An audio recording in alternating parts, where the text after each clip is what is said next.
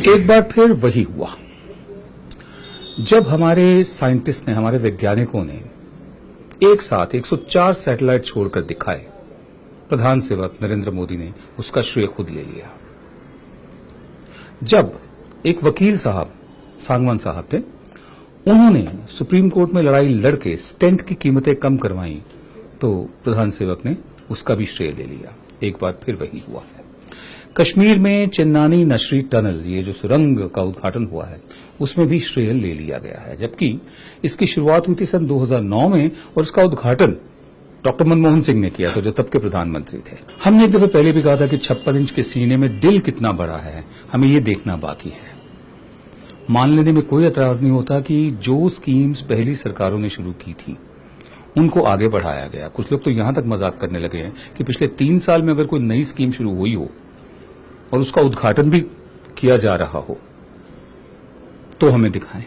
बहरहाल, ये चिन्नानी नशरी सुरंग पहली मिसाल नहीं है जिसका फाउंडेशन स्टोन, जिसकी शिलान्यास डॉक्टर मनमोहन सिंह ने की थी और श्रेय अब सरकार ले रही है।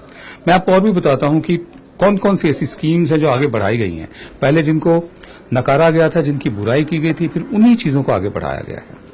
राजीव गांधी शिल्पी स्वास्थ्य बीमा योजना को आम आदमी बीमा योजना का नाम दिया गया है और स्वास्थ्य बीमा योजना जो पुरानी चल रही थी उसका नाम बदल दिया गया। सिर्फ योजना वही है, इसका नाम है प्रधानमंत्री जीवन ज्योति बीमा योजना। प्रधानमंत्री सुरक्षा बीमा योजना थी, उसका नाम अटल पेंशन योजना रख दिया गया है। Goods and services tax GST, जिसका श्रेय बढ़ चढ़कर अब लिया जा रहा है, इसको सन 2011 में ही पेश कर दिया था तब की सरकार ने। पास करने की कोशिश थी और इरादा ये था कि अप्रैल 2012 तक जीएसटी को पास कर दिया जाएगा, लेकिन तब इसका विरोध किया गया था, इसको पास नहीं होने दिया गया था। अब पास करा के इसका श्रेय लिया जा रहा है। नरेगा, जिसको बाद में मनरेगा का नाम दिया गया, पहले उसकी इतनी फजीहत की इन लोगों ने और अब उसी को आगे बढ़ा रहे हैं। बहुत धूमधाम से स्वच्छ भारत का आगाज हुआ था, उसका ऐलान किया गया था। हकीकत ये है कि ये निर्मल भारत प्रोग्राम था, जिसकी मैं डिटेल्स आपको बताऊं। ये सन 1999 से सन 2012 तक इसको टोटल सैनिटेशन कैंपेन कहा गया था। बाद में इसका नाम निर्मल भारत प्रोग्राम रखा गया था, जिसको अब स्वच्छ भारत कहकर आगे बढ़ाया जा रहा है। आधार कार्ड के साथ भी यही हुआ।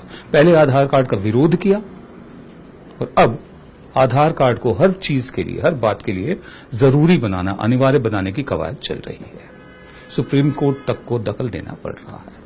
मैं ये सारी बातें इसलिए कह रहा हूं कि आपको याद रहे